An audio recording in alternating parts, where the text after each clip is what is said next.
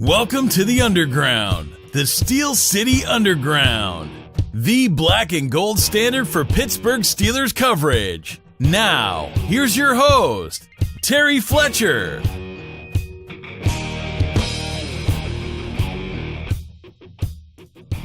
Hello, everyone, and welcome to Steel City Underground. This is our podcast series. My name is Terry Fletcher, and I'm your host today. We're flying solo with me today on our weekly WTF podcast series. So we pretty much look at what's going on around the league. I'm usually joined by my co-host and our commander-in-chief, Joe Kuzma, but he's out on assignment today. So we're going to go ahead and get started and just see what's happening week 6 around the league in the NFL. And we will focus on a lot of things that happened in the Steelers game yesterday. It was kind of a crazy one, as were most games that you probably saw out there. But first, we want to thank our sponsor, and that would be mybookie.ag. As the black and gold standard for Pittsburgh Steelers coverage, we get asked a lot of questions. What should we see when we're in Pittsburgh? Where's the best place to tailgate? Who are you taking in the game this week? Well, I'm here to tell our listeners that's where you're placing your bets is just as important as who you're placing your bet on. So that's what we always tell people, to go to mybookie.ag. It's been in business for years with a rock-solid reputation. They offer 100% cash bonuses too, so right off the bat, you're making money for doing nothing. They have in-game live betting, most rewarding player perks in the business, and all-new mobile site that makes wagering on the go a breeze. So if you're looking for the fastest payouts, mybookie8.ag has an industry-leading 2-day turnaround, and if you use the promo code SteelCity, MyBookie will match your deposit with up to 100% bonus. You win, you pay, you play, and you get paid. So visit MyBookie.ag today, and good luck to everyone with that. So moving on with what's going on in the league, week 6. Boy, you know, the one thing that's really hard for me, and we're going to start with this. We kind of ended with this last week, but it's the injuries. You know, you've got some players out there that, you know, I know there's a lot of people when somebody goes down, and I know it's human nature to be excited when it's not somebody on your team. It's somebody on a team that you have a real hard time with beating, or, you know, there's something going on where you're like, oh, thank God, if that player just didn't show up this week, you know, we would win, which is kind of sad to me, because if you're really into it for the competition, then you want to have the best players out there. And, you know, in the first quarter of the Green Bay game, you know, Minnesota, Aaron Rodgers broke his collarbone, and he's likely out for the season. So now between Aaron Rodgers and, again, you know, we've got Odell Beckham Jr. out, we've got J.J. Watt out, and we just have these, you know, these celebrity star and major players that are out for the season. You know, the NFC looks wide open. The AFC looks even crazier. And so we're just trying to figure out, you know, what's going on with these injuries. But, you know, and moving on with that, then you have to look at, when we talk about injuries, you have to look at the 0-5 Giants, and they have no wide receivers. Well, let's face it, they have no wide receivers where we know their name right now, or running backs. But they, you know, went out last night and, you know, they beat Denver. I mean, they held Denver to 1 touchdown. And it was seriously just crazy what they went out there and did last night for their first win of the season. I felt, you know, really happy for, you know, Coach McAdoo and for Eli. You know, he's a quarterback, you know, he's from the same class as Ben and obviously Phillip Rivers are. And it's interesting that 2004 class had probably the best quarterbacks, you know, in modern day come out of it. And you just look at that class and think, wow, you know, you've got some quarterbacks. I mean, all of them have won a Super Bowl. Eli and Ben have won 2. And it's just crazy to me to think that, you know, Eli, as he started almost every game in the league, I mean, that he's been in, it's crazy. He just doesn't get hurt. And so when he doesn't have his weapons, you know, you just kind of feel bad for him. And he's also got the Manning pedigree. So good for them. They finally won a game, and it was quite the game. So that was good. But boy, that WTF moment for Green Bay, you're just like, oh no, he was on his shoulder, and so that was, you just knew something was going to happen. I think one of the most interesting games that we had yesterday was, and for those of you that, you know, I'm in California, so my time as far as when I get to watch football, our games start out here at 10 a.m. and then at 1:25, and then Monday night or Sunday night football starts around 5:20. I know on the East Coast, Pittsburgh and everything starts a little bit later. But when we're looking at, some of the starts, we could not watch the Ravens game. I mean, you're in an AFC North battle right now. We were tied with them for first, even though we beat them. So technically we were ahead of them in a 3-2 race. But Chicago they came out strong. They were ahead the entire game, gave up some points that were just really kind of, I hate to use the word unacceptable, but let's say unfortunate, because we know it happens. We shake our head when we do it as far as the Steelers. Sorry, Joe, I said we. I meant the Steelers. I try to collectively include myself in that group, even though obviously I'm not out on the field. But when you give up points that you just know you shouldn't have, that's just so disheartening. But they came back in overtime and they beat the Ravens, and it was a rookie quarterback. And so just really seeing what that rookie quarterback in Chicago could do. It was the first time since 1997 a rookie quarterback has ever, beaten the Ravens like that. So that was kind of cool. It's the first time in 20 years. One thing that was really funny, and this was cracking me up, when I was seeing a direct snap to somebody who wasn't the rookie quarterback, and forgive me, his name is, I'm forgetting him right now, but basically it was somebody called Tariq Cohen, and I was looking at the TV and I'm thinking, who is that short guy? He looks maybe 5'6", and he is 5'6", I was right, and it was the shortest throw for a touchdown, and he threw it for a touchdown, since somebody called Wee Willie Smith in 1934, and I learned that on Good Morning Football this morning. Shout out to those guys. That was just really funny to me, and so they did all kinds of things to just, grind out, that, Mitch Trubisky, there he is, to grind out that win. And good for that, that quarterback and that organization for, just trying to do whatever they can to bring a win out there. I think another thing that was, really tough over the weekend, as far as, we always have something to say about the refs. I mean, I don't know, what you guys, think about the, things that happen, but, and I know it's tough being a referee out there. First of all, the game is very fast. You have to control the game. You have to, be looking at players, at the clock, and everything going on.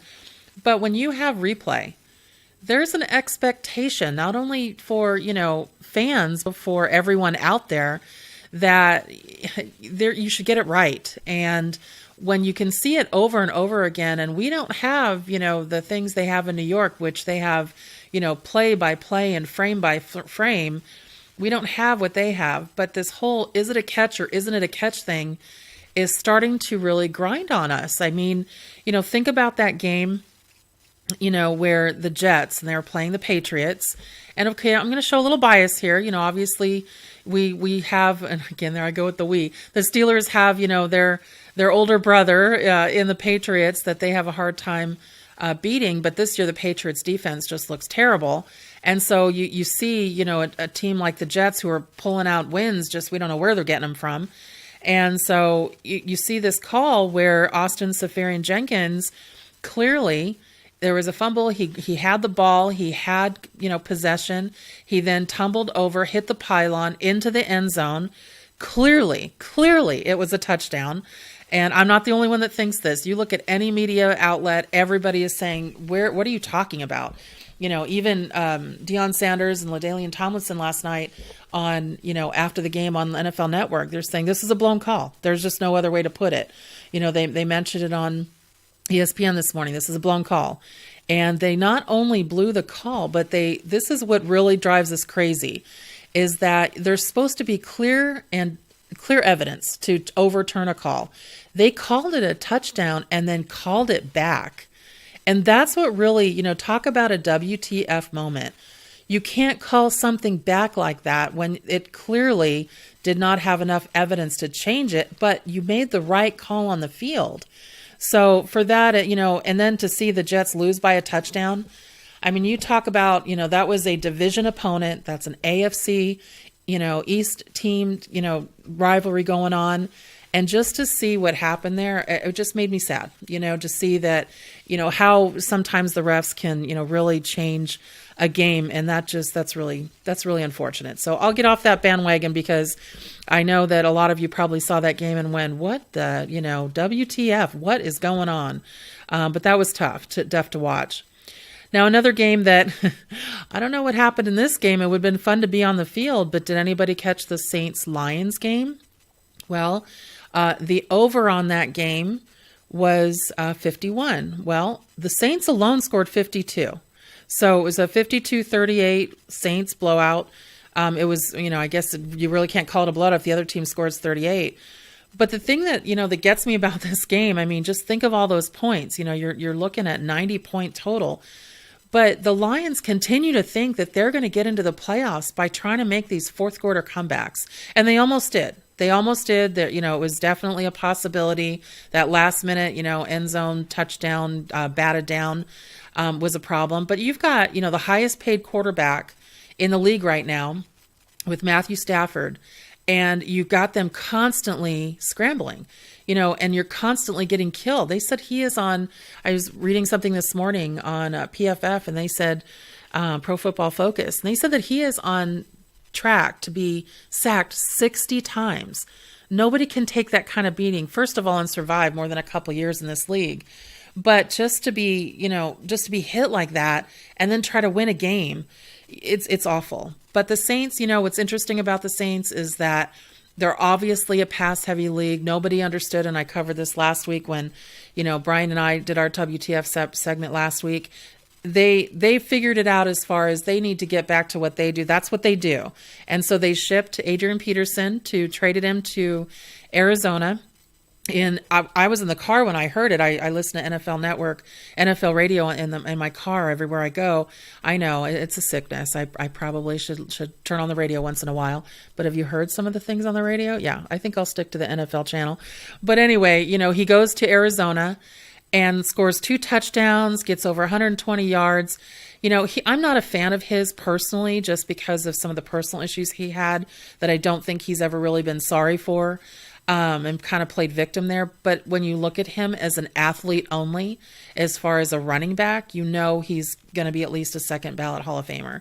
And just the fact that, what he's added to Arizona, we call that kind of the West Coast Steelers with Bruce Arians over there. But they found their running game after Javen Johnson went down with his hand injury. That's what he does. And the fact that they couldn't utilize that in New Orleans, but he found a home in another team. And, it's funny because everybody's like, well, WTF, of course that's what he does. Because you look at him out there and he's not a blocker. He's not an all-around back like Le'Veon Bell is. He's not a pass catcher. I don't even think he'd know what to do if a ball went over his head, or towards his head, I should say. But he is a ground and pound running back. And so, good for him, I suppose. But it's just interesting to see how you just look at things and go, well, of course that's where he should go.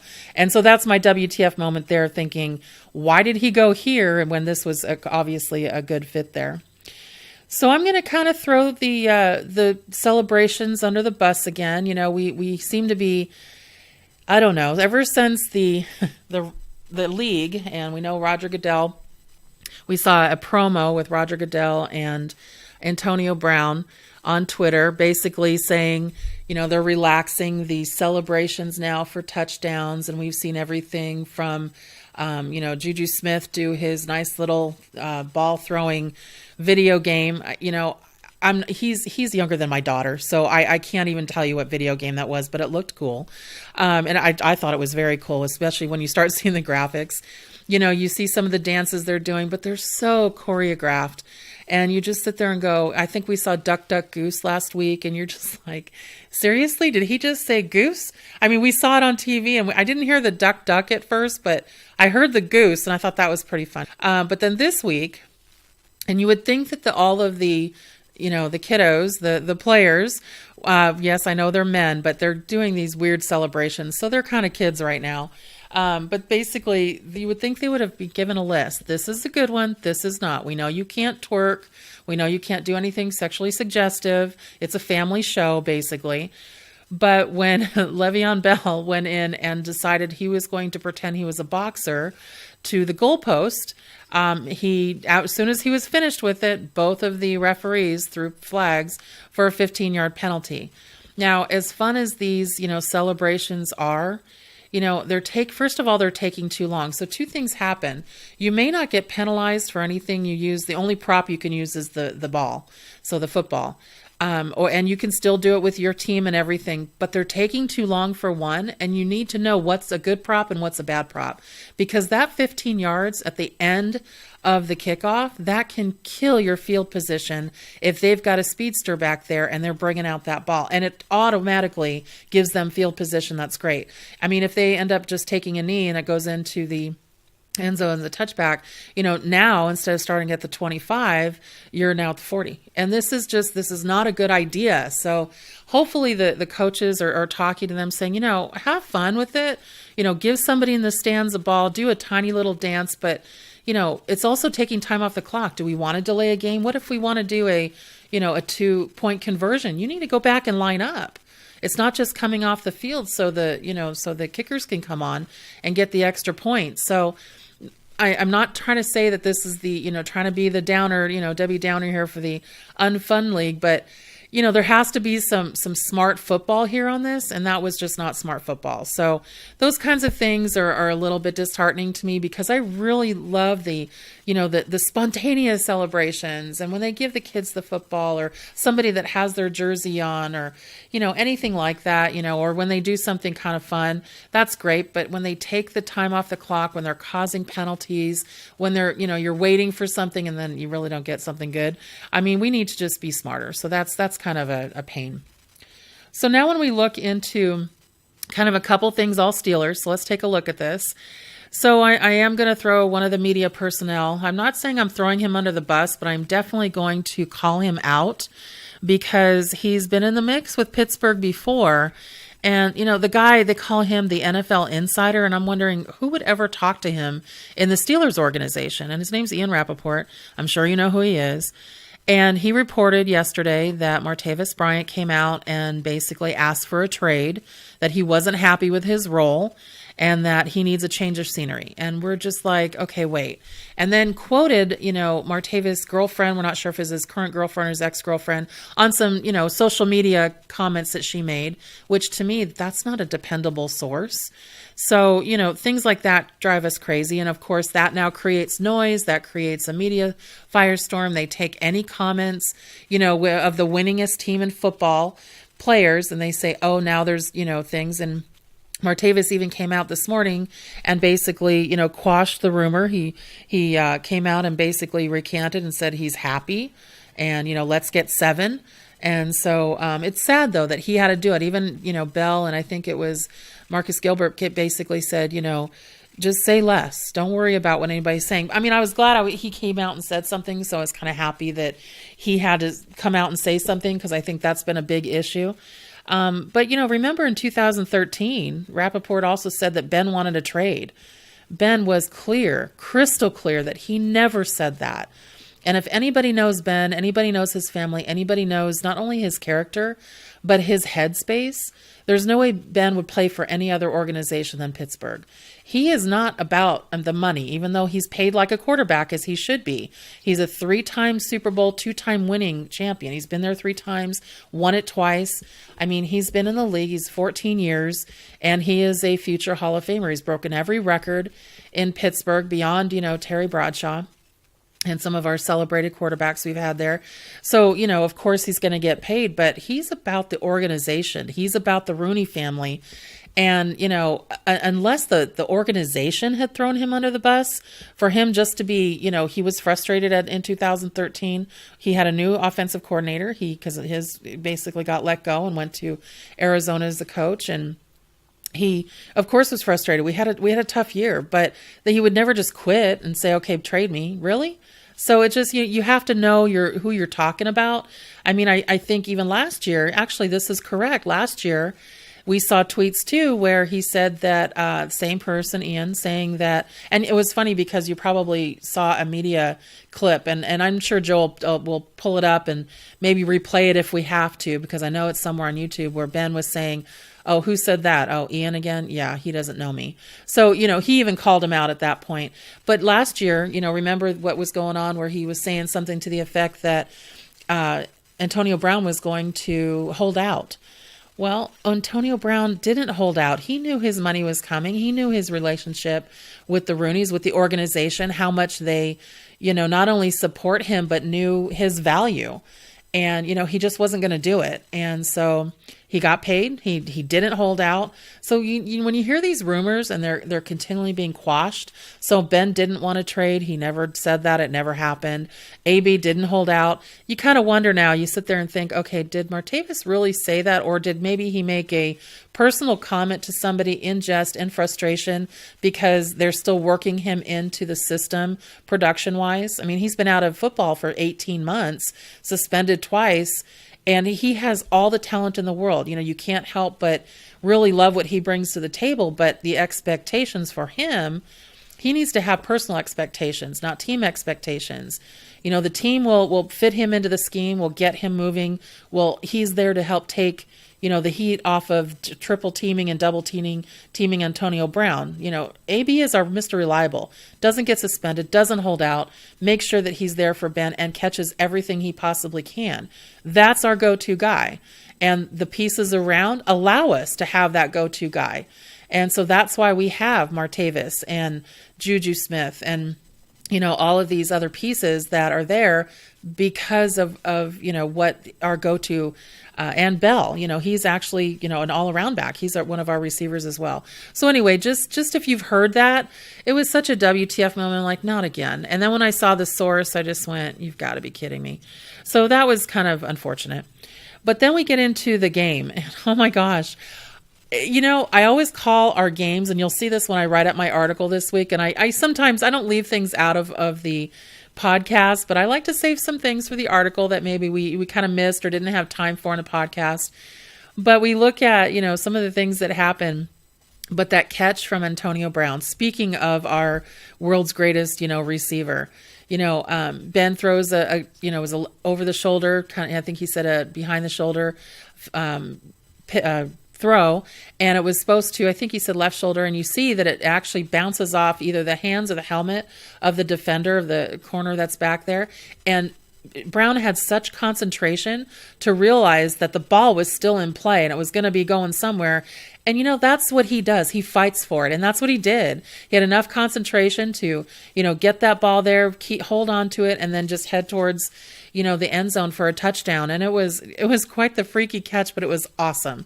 And I know Ben after in his presser says something like, well, that's just, AB being AB. Was it a great catch? He used to say that about Troy.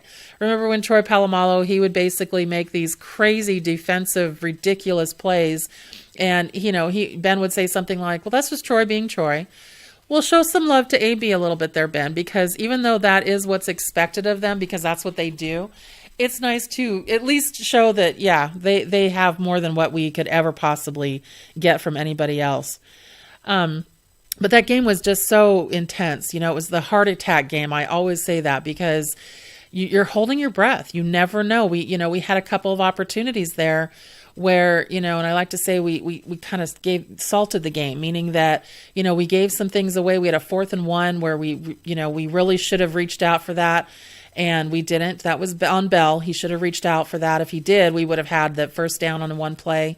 Fighting for the ball. One player that I thought did a great job, and that would have been Vance McDonald. When he finally called that, I'm like, oh my gosh, WTF, he finally caught a ball, thank God. And it was at a very key play. We were back, at the goal line when they, and then they had to bring it. He got a nice pass out there for a catch. But then when we look at some of the, things that we go back as, well, now I can say we for this, and at Steel City Underground, our writers and our podcast hosts and the football people that Joe's put together, we really go back, and watch film, rewatch games, look at stat lines. We really try to do our homework. So when we bring information to you, you're not just, a fan saying, what the heck, what did they miss? Or WTF, how did they miss that? And there's something out there on Mike Mitchell, and I know he's being called a dirty player by some of the, blue check media personnel. I say blue check meaning that, verified Twitter account people. And he had an unfortunate play. He missed a sack and on Alex Smith, and then he got a roughing the passer penalty. But they were saying it was a dirty play because as he was going after Smith, who still had the ball, by the way, he went for his legs, but he went low because if you saw it, it looked like Cockrell actually caught him in the shoulder and pushed him forward. So sometimes you really need to kind of take a 24-hour moment. And if you don't DVR your games or record them, or you don't have Game Pass and you're not looking back at them, really come to us and say, okay, what the heck was going on with that play? Because we're happy to break it down for you. We break it down to the point where we're so ready to move on after that game because we've seen every inch of it. And so we get a lot of, tweets out there, a lot of Facebook posts, a lot of things where even as writers and on our podcast, we're like, okay, WTF Yinsers, we need to take a step back and go back and watch the play, because then you'll see where certain things happen and where they don't happen. I mean, I'm sure a lot of you out there sit there and think, okay, they missed a hold how many times when James Harrison came around Eric Flowers, who, by the way, shout out to James Harrison, talk about making impact. He, sacked again. First of all, he's hit 80.5 sacks. No other active player right now has that many sacks. And he also did it at a time where it was third and long to make it a fourth and, unmanageable. And, we ended up winning the game because they couldn't convert. So, it'll be interesting to see if James is ever a healthy scratch again. I understand that this is a matchup they couldn't pass up because he just has Kansas City's number. But when he's been out the first 5 weeks and 2 weeks, he was on the inactive list. I personally did the WTF dance to the point where I was kicking dirt and pounding sand. I know he's a favorite player of mine. I know sometimes I really do like those veteran guys. But, when he came back a couple of years ago, I was the first one doing everything I could to put pressure on coach, to put pressure on the league, to write every article I could to beg them to bring him back. And luckily they did. I'm not saying because of me. I'm saying hopefully somebody read something somewhere where it showed that he needed to come back, just putting out there what he brings to the team. But when you look at some of these penalties, you look at some things that happen, really take a look at the whole thing, because, sometimes you might miss what's going on. Sometimes I do as well. I look at it and go, oh, shoot, that's how that broke up. Because there was a couple things, and me personally, I was having a little bit of a moment there was a play with Artie Burns on our backfield, and he just took his eyes off the receiver, and that's when that receiver, kind of made a catch and then ran it in for a touchdown. He had a decent game. I think one of my colleagues on Steel City Underground, Zach Metzler, he was pretty funny. He said, his tackling is terrible. I think he said his tackling's terrible. Something else is mediocre, but his pass coverage is great. So, he definitely has grown a lot, from his rookie season. But there's some things there that definitely need to be improved. But just take a look sometimes. Nobody in the media. So for those of you who are making picks straight across the board for, your work, or if you're, on a league where they say just make picks for the week. I don't know about you guys, but right now I'm 7-6. Okay. Who thought that certain teams, I picked Denver over the Giants, who didn't. I picked Green Bay over the Vikings, who didn't. But all of a sudden you're just thinking, wow, I did get the Eagles right over the Panthers, but, I did take the Rams, but there's some teams out there you're just thinking, how did you win that game? So, and it's funny because nobody in the media, took Pittsburgh to beat Kansas City. And for me, we've had their number. Ben is in the last, times we've played them. I know in the last 3 games, he's 3-0. And it's in their place too. And I know it's loud, and he got frustrated in the very first, series. You could see him kind of snap off his helmet, and he's like, oh, WTF, this noise. But it's loud there. And by the way, for those of you that don't know, the sound years ago, if the stadium was too loud, I don't know if you know this, but the team used to get a delay of game penalty for being too loud. I've seen it happen in Kansas City years ago. It's not recent. And it also happened in Seattle, and then they changed that. So when Seattle, I think, was in the Guinness Book of World Records for breaking the sound or something. And so then they thought it was a cool thing to promote. But yeah, that used to be a problem. So, cause giving everybody an opportunity to hear the plays, but it's definitely loud there. I've been there. I've done a lot of work as far as my business in Kansas City. So it's quite the stadium. And I just can't even imagine, what the Steelers are going through there. But to come up with a win there was huge. There's no more undefeated teams because Baltimore also lost, and Cincinnati was on a bye, but right now that they're 2-3, and then also with the continuous Browns being, now they're 0-6, we really don't factor them in. But AFC North is really all ours right now. We are sitting on top. We've got, we're doing great with 4-2. And, the Baltimore is now at 3-3. So we're doing a good job there. And the last thing I'm going to bring up, and this will probably be a good way to end it. I don't know if anybody caught this last night on football. The usually truly classy Al Michaels, he does the Sunday night game with Chris Collinsworth. He said something right in the middle, and it was a joke that you probably don't want to repeat. But he's talking about somebody who's having a really bad week, and he kind of said, worse than Harvey Weinstein. And if you don't know what that is, go look it up, because that was a really bad joke. Too soon, not something that you want to actually bring into it. All kinds of things else going out there that really don't affect football, but may have some undertones of football that we're going to leave alone, folks. We're going to let you just read some of those TMZ sports outlets. We're going to keep it all football, keep it real, and really try to stick to what we do. And so hopefully you found our WTF this week enlightening. And so we just want to tell you, be good, be safe. And I'm actually flying into Pittsburgh this week. Hopefully I get to meet some of my team members, which I'm excited about, from California. So now I'm flying into Pittsburgh and be good. So I'm going to try my Primanti sandwich for the first time. I actually went to Penn State, but I didn't get into Pittsburgh too often. So I am familiar with the area. That's why I'm a Pittsburgh Steeler fan for the last 25 years. So I'm excited to be flying into Pittsburgh this week. So again, thanks for listening, folks, and everyone have a really good day. We would like to thank you for listening and remind our listeners to follow us on social media and our website, www.steelcityunderground.com.